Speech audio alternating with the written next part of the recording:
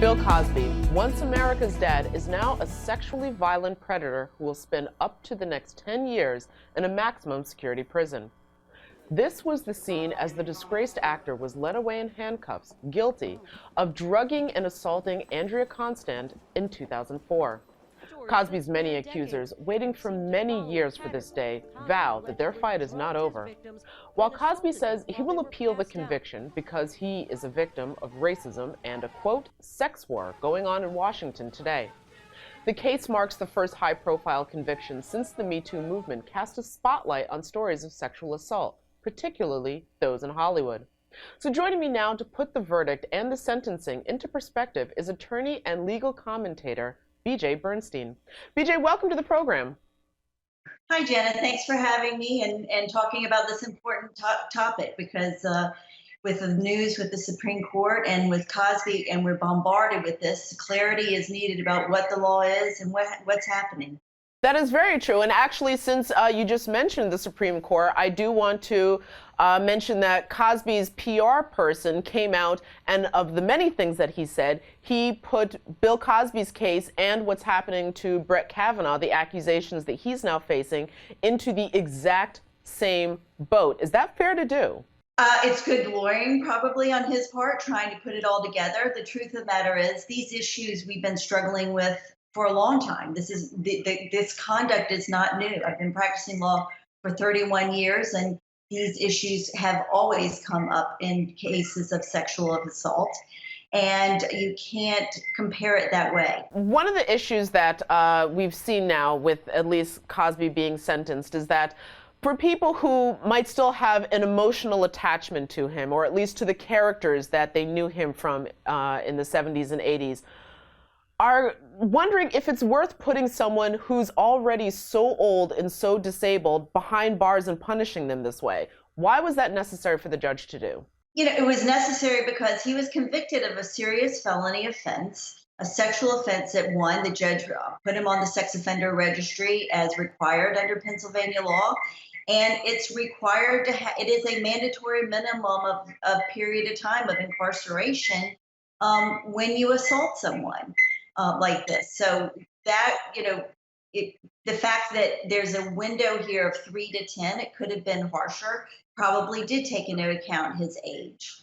But it didn't change the fact that a jury came back with a serious verdict against him.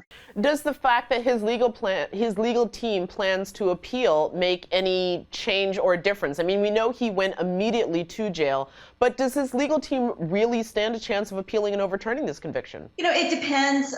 There's always small errors. You know, in my appellate work over the years, sometimes it's not the big issue of guilt or innocence, but rather the smaller decisions made along the way. Was somebody struck from the jury that shouldn't have been? Was an objection sustained that should not have been? Was information held back? And candidly, I didn't watch every day of the trial, so I couldn't tell you that. But I would never take anybody's appellate rights away, whether you think they're guilty or not. An appellate opportunity is crucial for everyone, because that only bit when someone later is innocent and found guilty, you want to find ways to exonerate them if that's the case. Well, now, speaking of what you were just saying, one of the other things that I want to help people understand is that how is it that this case, when it was first brought to trial, ended in a hung jury, then retried and ends in a conviction? What was the difference between the two cases?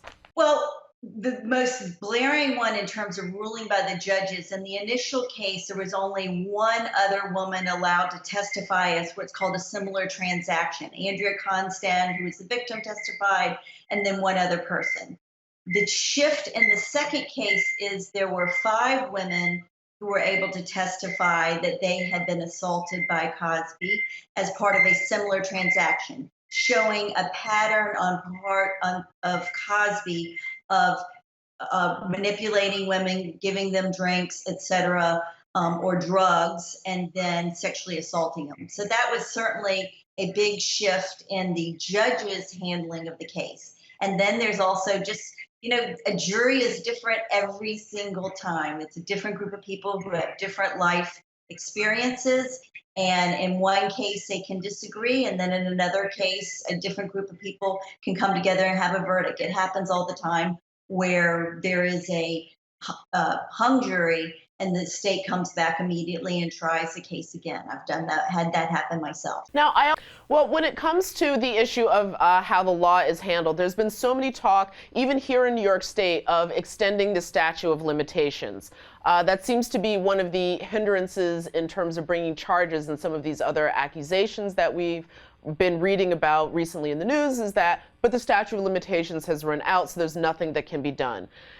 Do you see this being one of the issues that gets readdressed in the wake of this reckoning of sexual harassment of women? I think that statute of limitations, they are different all across the country. I mean, you would be surprised at what the variances are. A lot of states do something where you're only, you have up to the age of 18 and then you add 7 years so that basically by 26 or 27, you need to have told someone. You can't wait to your 40s and 50s to come forward. It's going to be a hard discussion because the flip side of it is by not encouraging people and making it safe for them to make accusations earlier, you do miss important evidence, and it is much harder to convict someone 10 years later, 15 years later, 20. I mean, that happened in Cosby. There was a hung jury. They were troubled, it appeared, by the length of time that went by, from these allegations. So all of this is saying that as a country, we talk about sex. We have all these things about sex, and yet we don't talk about it in terms of the law and what it means and its impact. And that conversation, Me Too has started the conversation.